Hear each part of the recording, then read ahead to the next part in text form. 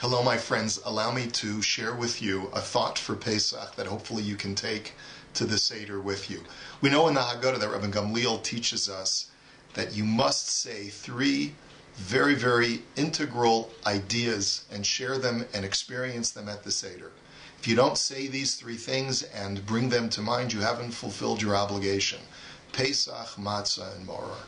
The Paschal sacrifice, the matzah, the unleavened bread, and the maror, the bitter herbs. The Maharal in his Gvuras Hashem tells us an amazing idea. He says that there's no coincidences. The number three, Pesach, matzah, maror, these three items correspond to the three patriarchs, the three avos, Avraham, Yitzchak, and Yaakov. And he says that Yaakov Avinu corresponds to the Korban Pesach. He says, so therefore, concomitant with remembering the Paschal sacrifice, remember how Yaakov Avinu is one of our three patriarchs and one of our ancestors who brings us to who we are today. And the reason is that there's a connection between Yaakov and the Korban Pesach is because Yirmiyahu Hanavi identifies Yisrael, another name for Yaakov, as the Sef Zurah, the scattered sheep of Israel. Yaakov in the Medrash also compares himself to a sheep. He says, I am pure, I am holy, like an innocent sheep, and therefore do not want to be buried in Egypt. I'd rather be buried in Eretz Yisrael. So the idea of the sacrificial lamb is really an analogy to Yaakov Avinu. Matzah corresponds to Avraham Avinu. Avraham, who represents the unleavened bread, would not allow himself to be leavened by the society around him, to be adversely affected. We also know that Avraham fed the angels unleavened bread, fed them the matzah as well. So this corresponds to Avraham Avinu. And finally, maror corresponds to Yitzchak, because Yitzchak's life was a life of adversity.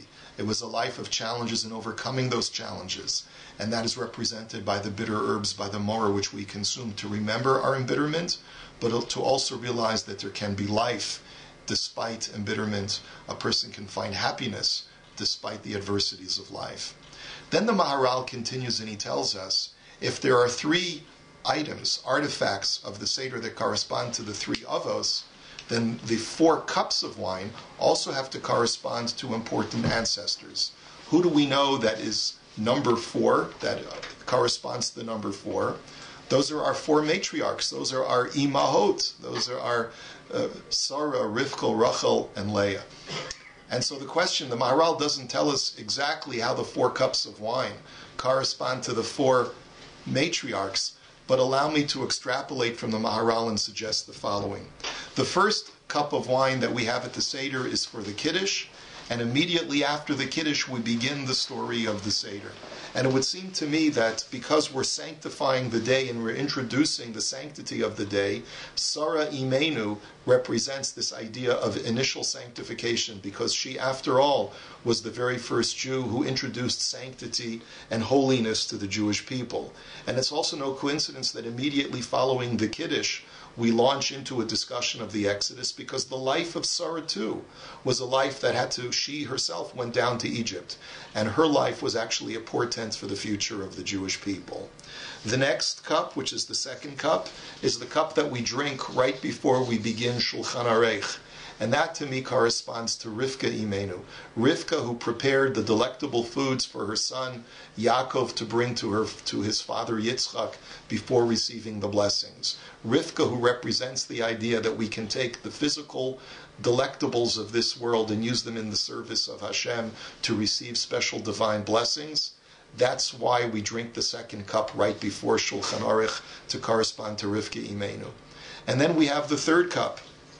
The third cup, which is drunk right after Birkas Hamazon, and then immediately after the third cup, what do we recite? Shafo Chamascha. We go to the door and we ask Hashem to pour out His wrath against the other nations. That to me corresponds to Rachel Imenu, because Rachel is the one who we are told is Rachel Mevaka al Baneha. She who was buried in Beit Lechem arises from her grave crying according to the prophet and says, please Hashem, please console me for the loss of my children. And that really is the prayer of Shavo Chamascha. God, pour out your wrath against the enemies of the Jewish people and return the Jewish people and redeem them. And then finally we have the fourth cup, which is at the very end of the Seder before Nirtza.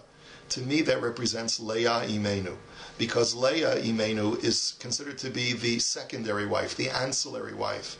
Just like Nirtza is really the secondary part of the Haggadah. We've already fulfilled our mitzvah of the Haggadah, of Sipur Yetzias Mitzrayim, of relating the Exodus. We've already fulfilled our mitzvah of Hallel, of praising Hashem.